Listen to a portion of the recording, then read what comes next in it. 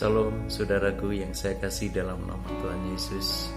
Menyikapi negeri kita yang hari-hari ini sedang dikoncang dengan virus corona yang mau tidak mau membuat hati kita juga sedikit mamang dalam hal ini, saudara.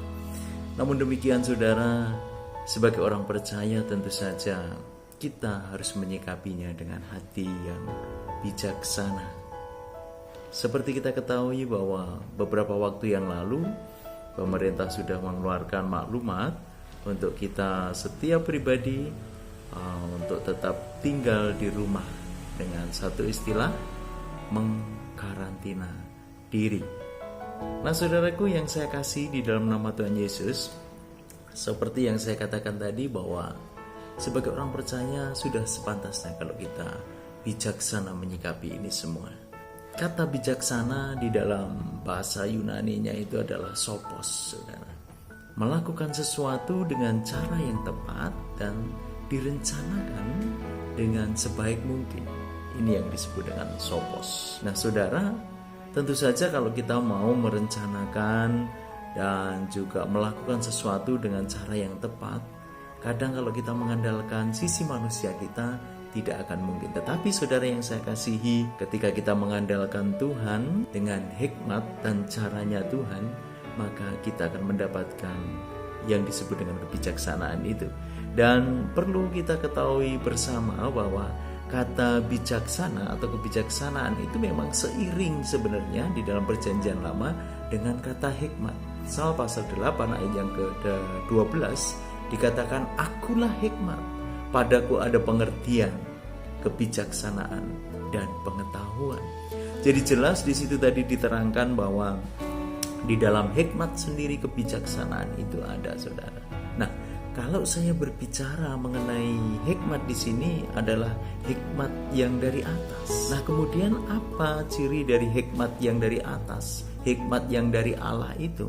Di dalam suratan Yakobus pasal 3 ayat 17 sudah dijelaskan bahwa tetapi hikmat yang dari atas adalah pertama-tama murni, selanjutnya pendamai, peramah, penurut, penuh belas kasihan, dan buah-buah yang baik, yang memihak dan tidak munafik. Hikmat yang dari atas atau hikmat yang dari Allah ini bersumber dari siapa? Dan di dalam 1 Raja-Raja 4 ayat yang ke-29 itu mengatakan, dan Allah memberikan kepada Salomo hikmat dan pengertian yang amat besar. Saudara, Allah yang memberikan hikmat, berarti sumber hikmat itu adalah Allah sendiri, saudara. Sedangkan kita tahu di dalam Yohanes pasal 1 ayat yang pertama dikatakan, pada mulanya adalah firman, firman itu bersama-sama dengan Allah, dan firman itu adalah Allah.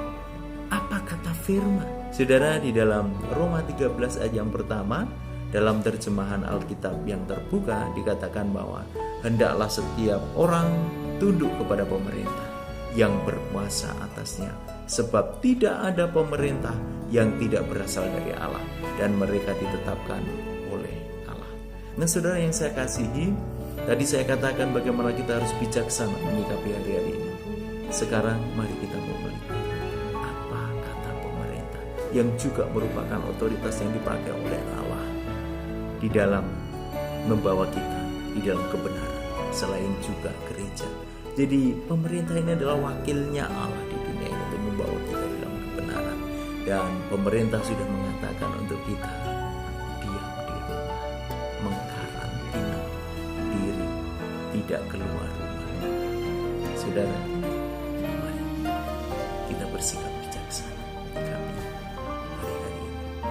biar kita tetap ada di dalam keselamatan. Saudara, jaga kesehatan.